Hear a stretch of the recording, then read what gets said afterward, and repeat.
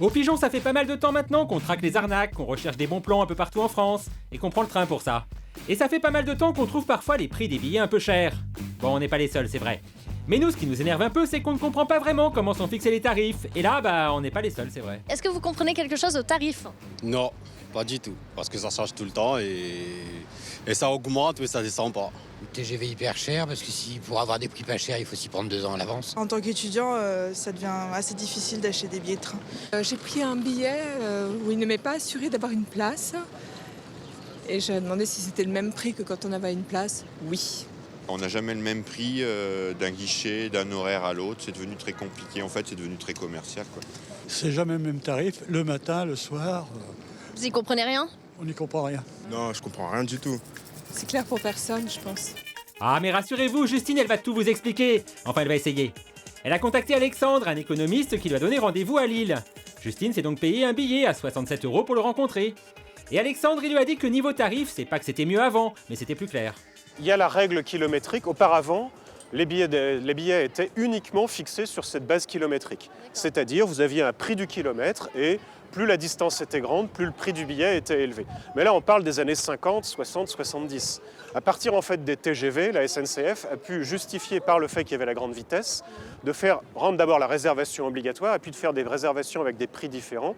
Donc en pratique, de faire payer un peu plus cher certains trains à certains moments. Donc c'est ça qui est un petit peu paradoxal. Il y a d'un côté une grille tarifaire qui est établie à l'ancienne sur une base de coûts kilométriques, et puis ensuite des suppléments ou des réductions qui ont pour objectif de remplir les rames au maximum et de les rentabiliser au maximum. Cette technique s'appelle le yield management. En français, plus il y a de la demande, plus il y a des chances que ce soit cher.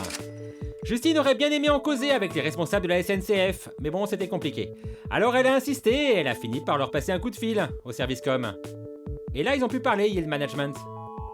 Au fur et à mesure que le train se remplit, et plus le train se remplit vite, plus le prix monte vite et plus le prix monte fort, c'est clair que malheureusement, oui, tout le monde veut partir, tout le monde travaille du lundi au vendredi, tout le monde veut partir en week-end le vendredi après sa journée de boulot et revenir le dimanche soir. Donc, ouais, mais mécaniquement, ça monte vite et ça monte fort, quoi. Mécaniquement, c'est la politique tarifaire qui a été choisie. C'est la politique tarifaire qui a été choisie, mais que c'est celle de tous les transporteurs, en fait. Et comme le train, c'est le transport, c'est un service d'utilité publique, du coup, c'est vrai que ça pourrait être une logique un peu différente.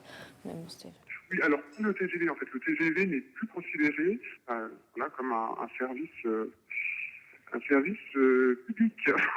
Le TGV? C'est un service qui est quand même qui s'ouvre à la concurrence. Donc. Ouais, mais en France, il n'y a que la SNCF, il n'y a pas vraiment de concurrence. C'est ça, bien sûr. Non, mais entre eux, forcément, du coup, c'est ça qui est difficile à prendre. Oui, parce que c'est vrai que jusqu'à présent, niveau concurrence, ils sont plutôt tranquilles. Les fluctuations dans les tarifs de billets, Justine a voulu s'en assurer. Elle s'est rendue dans une boutique SNCF pour leur poser la question. Justine, elle passerait bien prochainement un week-end chez elle, à Montpellier. Mais elle veut pas que ça lui coûte trop cher. Et si elle part dans une semaine, c'est cher. Le vendredi 1er avril, il n'y a pas de problème, c'est 98, 85 €. 35, vous l'avez à 10h07. Après, tout le reste, c'est 114. 114. Bah oui, Justine, mais tu t'y prends au dernier moment aussi. Alors pas de soucis, on repousse le week-end. Dans 2 mois, c'est déjà moins cher, hein. Non, j'ai pas du tout. J'ai aucun prix non plus. Et il n'y a pas de prix non plus pour le 20 mai? Non, j'ai 89 €. 25%. Parce que c'est plein. Les trains, il y a déjà du monde. Ok, on repousse encore. Départ dans 3 mois, soit le maximum possible pour réserver un billet de train. Et là, les prix, ils vont fondre comme neige au soleil de Montpellier, c'est sûr. Là, je regarde le vendredi 10 juin. 10 juin à 16h, j'ai des problèmes, c'est à 60 €. Le 10 juin à 16h. Et celui d'après? Après, c'est celui de 17h, il est à 89 tout de suite. Mais vous voyez. 102, 98. Mais vous voyez. Oui, mais parce qu'il y a du monde. C'est pas 3 mois avant, là, c'est le 10 juin, ça fait quoi? Avril, mai, juin. Avril, mai, juin... Ouais, c'est ça, ça fait 3 mois. Mais elle a pas de chance aussi, Justine. Montpellier, c'est une destination prisée. Si elle était originaire de... Enfin bref, Montpellier, c'est une destination prisée. La SNCF a des obligations de service public, c'est-à-dire qu'elle doit maintenir des lignes, y compris dans des destinations qu'elle considère comme n'étant pas rentables. D'accord. Et du coup, par rapport à cette obligation de service public, par rapport aussi au fait qu'elle tient des TGV qui ont un certain type de tarif et qu'elle ne peut pas avoir toutes les lignes qu'elle voudrait, elle ne peut pas faire exactement ce qu'elle veut, elle essaye de faire en sorte de rentabiliser sur l'ensemble de ces trains. Qu'est-ce que ça veut dire? Ça veut dire que des lignes dans lesquelles il y a beaucoup de monde et qui sont assez rentables, un exemple typique c'est Paris-Lyon en TGV, sur cette ligne-là, on va gagner pas mal d'argent et ça permettra d'amortir un certain nombre d'autres lignes qui ont été mises en place pour des raisons de service public, on dira de manière optimiste, de faire plaisir un peu à tout le monde pour des raisons politiques, diront les plus pessimistes. Et voilà à peu près, voilà ce qu'est à peu près l'équilibrage de la SNCF. Selon les destinations, vous avez donc plus ou moins de chances de choper des prix attractifs. Pourtant, si on en croit les pubs, des prix bas, il y en a souvent. Et pour aller partout. C'est sûr, aller à Nice ou Bordeaux pour 25 €, c'est cool. Sauf que Justine, ça lui est jamais arrivé, ça l'énerve. C'est qu'il donne envie ces tarifs, hein. Ah, c'est le but, remarquez. Vous êtes en train de travailler à Paris et vous voyez aller à Nice pour 25 €, tout de suite vous voyez déjà sur la plage au soleil. Et pour 25 €, ce qui n'est pas une somme très élevée, vous dites « Ah là là, ça me donne envie de prendre le train ». Donc ça joue ce rôle marketing, alors que en pratique, vous ne pourrez probablement pas avoir ce prix, mais aussi ça joue un rôle d'ancrage psychologique. Ça donne l'impression aux gens que prendre le train, c'est pas cher. Ouais, l'idée comme quoi le train c'est pas cher, elle l'a pas eu longtemps, Justine. Parce qu'elle a fini par se le payer son week-end à Montpellier. Sauf qu'elle s'y est prise au dernier moment, donc plus de place, sauf en première. Donc 176 € l'aller. Ouais. Du coup, elle en a profité pour demander à ses compagnons de voyage s'ils avaient pu choper un prix bas eux. Alors, combien vous avez payé votre trajet Paris-Montpellier? 114 €. 85 €. J'ai payé mon billet de train entre 25 et 30 €, car j'ai des réductions grâce à l'armée de terre. 114 €. Et habituellement, vous payez combien pour ce trajet? 50 € la semaine dernière. Même heure? Même heure, oui. Paris-Montpellier, je l'ai payé 85 €. 85 €. 120 €. 80 €. 85 €. 85 € aussi. 101 € précisément. 160. Ça l'a un peu consolée, Justine, de savoir qu'elle n'était pas la seule à avoir payé son billet de train un peu cher. De toute façon, elle s'en moquait un peu, elle était en week-end. À se demander quand même s'ils existent, ces tarifs planchers. Bah bien sûr qu'ils existent. Ils sont pas forcément nombreux, mais ils existent. Si vous voulez les avoir, il faut vous y prendre très à l'avance, savoir que vous allez partir. Il faut bien guetter le moment où ces billets vont être mis en vente. Et je vous dis, c'est l'affaire d'une heure avant qu'il n'y en ait plus. C'est pire que les billets de la Coupe du Monde. Et donc, vous devez vraiment avoir vraiment une stratégie élaborée pour pouvoir les obtenir. Mais ils existent, simplement, bien sûr, ils sont en très petite quantité dans le train. Vous avez, dans un train donné, vous avez peut-être 5 à 10% des billets qui vont correspondre à ce type d'offre. Et de ce point de vue-là, c'est un peu le côté sombre de ces tarifs. C'est qu'ils servent un peu à cacher l'information pour les consommateurs. On ne sait pas quel est le moment où on arrête d'avoir des prix qui sont optimisés et où on arrive à une structure de prix qui est totalement opaque, qui est là pour duper les gens. Ici, dans le cas du train, on commence un petit peu à se rapprocher de cette situation dans laquelle les tarifs sont faits pour être opaques et lutter contre une concurrence qui n'arrive pas à vaincre, qui est celle des avions low cost et maintenant des autocars, avec des prix qui sont là pour vous faire rêver, mais que vous n'obtiendrez jamais. Mais rassurez-vous, ça va changer. Si, et le changement, c'est maintenant.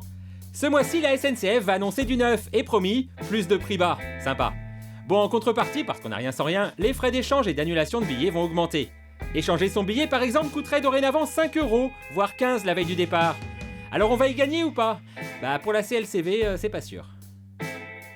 Écoutez, ça va être difficile pour nous de vérifier que l'augmentation de l'échange de notre billet va être compensée par une multitude de prix plus bas. On verra bien. Une chose est sûre, c'est que la SNCF, elle doit lutter contre le faible taux de remplissage de certains trains. Si elle augmente le coût d'échange, les gens vont y réfléchir à deux fois avant de se désister au dernier moment. De toute façon, pas besoin d'attendre le changement. Dès aujourd'hui, pour obtenir des réductions sur nos trajets en train, c'est possible, il suffit de prendre la carte. Enfin, une des nombreuses cartes existantes. Pour les jeunes, pour les seniors, pour les familles nombreuses et d'autres encore, car Justine, qui n'est rien de tout ça, mais qui aime bien partir en week-end, vous l'aurez compris, dans sa boutique SNCF, on lui a conseillé de prendre la carte week-end. Ça se tient. Ça vous garantit. Comme la carte jeune, D'accord. 25%, D'accord. mais des réductions allant jusqu'à 50%. Et les 50, on les a de temps en temps ou c'est toujours 25 parce que... Non, vous avez parfois 50%. Mais ça, il faut, comme je dis, par anticipation, au moins 1 mois, 2 mois avant, vous pouvez avoir 50%. Ah oui, ça, vous les avez. Mais ça, au bout de 3 voyages, la carte vous est amortie. Vous avez plus de chances d'avoir des réductions que les petits prix. Ah bon? Par anticipation, bien sûr. Justine, ça l'a convaincue. Elle a donc pris cette carte pour 75 € et a planifié ses prochains week-ends. Elle a testé plusieurs destinations possibles pour un départ dans 2 mois. Un vendredi, parce qu'avec cette carte, il faut prendre un aller-retour et passer au moins une nuit de week-end sur place. Alors c'est rentable? Faut voir. Si Justine part à Lyon par exemple, elle va payer 44 € au lieu de 75. Bien. Oui, sauf que sans carte, elle pourrait prendre le même train pour 38 € à condition de prendre un billet non remboursable. Bif bof donc. Si elle part à Strasbourg en revanche, la grosse plus-value financière. Son billet lui coûtera 45 € au lieu de 60. Soit pas moins de 3 € de gagné par rapport au tarif le moins cher accessible sans carte. Enfin, si elle choisit Montpellier, et c'est ce qu'elle va choisir, bah là encore c'est pas probant. Grâce à sa carte, elle va payer 85 € au lieu de 114. Mais pareil, pour le même train de 19h15, elle aurait pu payer 5 € de moins. Ouais, on n'est pas sûr qu'elle soit hyper rentable sa carte à Justine. Et au service conso de la SNCF, bah ils sont pas sûrs non plus. Le train, on va dire qu'il est découpé en plusieurs tarifs. D'accord. On va avoir, admettons, 20 places au plein tarif, 20 places en tarif carte jeune, 20 places en tarif carte senior. D'accord. À un moment donné, évidemment, la carte jeune, les 20 premières places vendues donc au taux de réduction maximum, une fois qu'on n'en a plus, on va passer à 25% de réduction. Mais bon, parfois, c'est au final, ça revient quasiment au même prix, voire plus cher qu'un Prems, non? Ah oui, évidemment, si vous vous y prenez à l'avance, si vous avez l'habitude de regarder même les bons plans dernière minute, c'est pas forcément rentable. Hein. Ah ouais. À vous de bien réfléchir avant de la faire, parce que je devrais pas vous le dire, mais ça vaut peu le coup. Ah c'est ça, il aurait fallu réfléchir avant. Les billets Prums ou les IDTGV, c'est les bons plans de la SNCF car c'est moins cher. Mais il y a un hic, ou des hicks. Déjà, ils ne sont ni remboursables ni échangeables pour les Prums, donc faut être sûr de soi. Les IDTGV ne sont pas remboursables non plus, mais échangeables sous condition. Alors Justine a opté pour un Paris-Bordeaux en IDTGV le 20 mai à 67 €. C'était 30 € moins cher que le tarif classique. Mais Justine, elle est relou, elle a voulu le changer. Ça, c'est pas l'IDTGV que vous avez fait? Si, c'est un IDTGV. Mais l'IDTGV, ça ne change pas en agence. Hein. Ah bon? Ça se change directement sur idtgv.com. Non, c'est vraiment dans n'importe quelle agence, boutique, gare SNCF, on peut pas les changer, les IDTGV, on n'y a pas accès. D'accord. Il pourrait le préciser en plus gros, quoi. Moi, je suis d'accord avec vous. Et c'est sur le site, du coup, Voyage SNCF. Ah non, c'est pas sur Voyage SNCF. Sur IDTGV, non, Voyage SNCF. Parce que moi, je l'ai acheté sur le site Voyage SNCF. Sur le site Voyage, vous pourrez trouver que vous pourrez changer que les billets SNCF. Et ils les vendent, mais sur idtgv.com. pour changer. Voilà. Ok. Son IDTGV pour Bordeaux, Justine va donc devoir le changer sur internet, pas le choix. Mais la bonne surprise, elle en a trouvé un 2 heures plus tôt à 49,90 €. Ah, elle a bien fait d'échanger finalement, elle va faire des économies. Sauf que ce train moins cher, elle n'y a pas accès. Comme ça l'énervait Justine, elle a passé sa rage au téléphone. Effectivement, lorsque vous pouvez passer par le site de voyage-sncf.com, vous allez trouver peut-être un tarif inférieur. Oui. Cependant, les billets de TGV sont non remboursables, non annulables. Oui. Non remboursables, ça comprend aussi le partiellement. C'est-à-dire que lorsque vous faites un échange, on vous proposera toujours soit le même tarif, soit supérieur, jamais inférieur. Ah bon? Oui. Mais ça, c'est pas écrit, c'est écrit nulle part. Alors si c'est écrit dans les conditions générales de vente. Mais quand on clique sur les conditions, désolée, je suis un peu chiante, mais à aucun moment il y a écrit donc comment échanger votre billet IDTGV. À aucun moment ça indiquait qu'il faut obligatoirement que ce soit un billet qui soit au même prix. C'est dans les CGV, alors attendez, il faut que je retrouve le paragraphe. Oui, mais vous êtes d'accord que c'est pas dans le petit paragraphe sur lequel on clique quand il y a écrit... Ah, sur ID Service, c'est pour savoir comment fonctionnent les échanges, c'est ça? Oui. Ça nous dit quand même que c'est 12 € par billet, si on le fait sur le site, 17 si on le fait par téléphone, qu'il y a éventuellement une différence de prix entre l'ancien et le nouveau. Ça nous indique qu'on peut l'échanger uniquement avec un billet IDTGV, pas avec un billet classique. Enfin, ça nous dit tout sauf ça. Effectivement, c'est pas noté. D'accord. Bon, donc du coup, je suis obligée de payer 67 €. C'est ça. Ouais, enfin 67 € plus 12 de frais d'échange, soit 79 € pour un train finalement à moins de 50. Un tantinet rageant. Justine en est un peu revenue de l'IDTGV, pourtant c'est tendance. La SNCF a même proposé récemment à la vente une carte pour voyager en IDTGV en illimité. En théorie, ça sent le bon plan. Pour 65 € par mois, vous pouvez voyager partout en France sur le réseau IDTGV. À vous les week-ends impromptus tout au long de l'année, fini les trajets trop chers. Vous la voulez cette carte? Elle n'est plus en vente, c'était une opération temporaire. Vous êtes déçus? Ouais, restez cool. Margot, elle s'est abonnée à cette carte, et en un mois et demi, elle n'a pu faire qu'un seul trajet entre Paris et Avignon. Et on la sent déçue. On nous vend un abonnement IDTGV en illimité. Donc, on pense qu'on va pouvoir voyager en illimité. Sauf qu'aujourd'hui, l'offre est complètement insuffisante en fonction du nombre d'abonnements qui a été vendu. Ah, elle aimerait bien y aller plus souvent à Avignon, mais c'est pas si simple. Je veux partir, je sais pas moi, le week-end prochain. Ouais. Vendredi. Je veux revenir le dimanche. Normal. Je check. Eh ben non. Je peux checker seulement celui à 15h19. Donc si vous pouvez prendre votre après-midi, c'est bien. Si vous pouvez pas... Sinon, tu peux pas. Bon, on va faire... Je check. Ah, tu peux pas revenir? Je ne peux pas revenir. Et toute la journée, même si je dis, tant pis, je pars à 10h, non, tous mes trains, tout est complet. Tout est complet. Et c'est tout le temps comme ça? C'est tout le temps comme ça. On me vend un abonnement pour lequel je paye 65 € par mois et où je peux voyager en illimité. Aujourd'hui, je ne peux pas voyager en illimité, au contraire.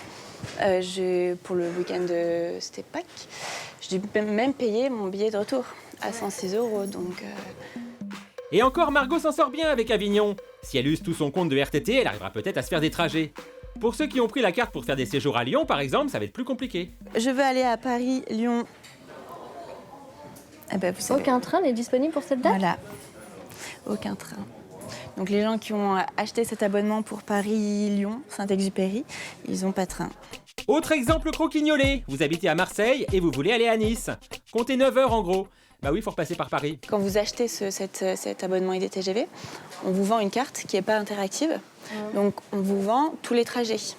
Donc vous pouvez potentiellement imaginer que vous pouvez aller de Marseille à Lyon, de Marseille à Bordeaux, de Marseille à Nantes, je vous dis n'importe quoi. Sauf que non, quand vous voulez réserver de Marseille, vous pouvez aller qu'à Paris. Vous pouvez même pas aller à Aix ou à Avignon, qui est sur la même ligne de TGV. D'accord. Ça, on s'en rend compte après, en fait. On s'en rend compte qu'après. Bah on s'en rend compte quand on est à Paris, quoi. Pas terrible tout ça quand même, hein. Justine, on a touché 2 mots au service com de la SNCF. On a vu que vous aviez interpellé un peu sur Twitter, sur les TGV Max pour chercher des équipements. Oui. Je sais pas si vous en avez trouvé. Si, il y en a beaucoup. Ah ouais. Ah oui, madame, hein, des usagers mécontents, on en a trouvé, hein. Par wagon. Par exemple, ceux qui l'ont prise juste pour faire Paris-Lyon, il n'y a pas de train, quoi. Il n'y a pas de Paris-Lyon, c'est indisponible. Ils peuvent même pas réserver le Paris-Lyon. D'accord, bon. En tout cas, ce que me dit l'équipe IDTGV, IDTGV Max, c'est que eux, ils ont un max de clients très constant. Et la preuve, puisque près de 75% des clients, qui ont pris une carte IDTGV Max, renouvellent leurs abonnements. D'accord. Renouvellent leurs abonnements annuels. Ouais, enfin 75% de renouvellement alors que la reconduction est tacite au bout d'un an, c'est pas toujours probant. Margot, par exemple, elle aimerait bien résilier, mais elle peut pas. Vous achetez l'abonnement, vous êtes engagé sur 12 mois. Les seules possibilités de résilier, c'est écrit dans l'application, c'est un décès, c'est un déménagement hors de France. Même si vous déménagez en France, vous habitez à Paris, vous avez un abonnement Paris-Marseille, vous déménagez à Nice ou à Bordeaux, on ne vous résiliera pas l'abonnement. D'accord. Donc là, tu es bloqué pour un an. Je suis bloquée pour un an. Donc 1 an, 12 mois fois 65, ça fait un peu cher l'abonnement IDTGV, pour ne pas l'utiliser. Au train où vont les choses, Justine, elle commençait à désespérer de trouver des bons plans pour prendre le train. Alors elle est retournée voir Olivier pour qu'il lui donne des conseils. C'est compliqué de voyager à bon prix. Il faut peut-être guetter les événements commerciaux qui sont mis en place par la SNCF. Moi, je peux vous dire que j'ai participé aux ventes de Noël. Ah, les ventes de Noël, c'est formidable. On vous dit c'est tel jour, on ne vous donne pas l'heure, donc vous ne dormez pas de toute la nuit. Et à 6h du matin, on a lancé la vente de Noël. À 6h10, 6h15, tous les bons prix étaient partis. Du coup, on a demandé à Justine d'être au taquet pour l'ouverture des ventes d'été. Bon, 6h du matin, c'était assez inhumain. Mais à 9h, elle était devant son ordi. Vous la connaissez pas, mais franchement, c'était héroïque. Eh bien, à 9h, elle a trouvé des billets pas chers pour Bordeaux. Ah oui, cet été, Justine va à Bordeaux. À 18h43, le 2 juillet, Paris-Bordeaux, 20 €. 20 € sans avoir eu besoin de se lever à l'aube, c'est pas mal ça. Je prends. Let's go to Bordeaux. Toute la journée, Justine a vérifié l'évolution des tarifs pour Bordeaux. À 10h. 20 €. À 11h. 20 €, toujours. À 14h. Il reste 3 places à ce prix. Personne va à Bordeaux ou quoi?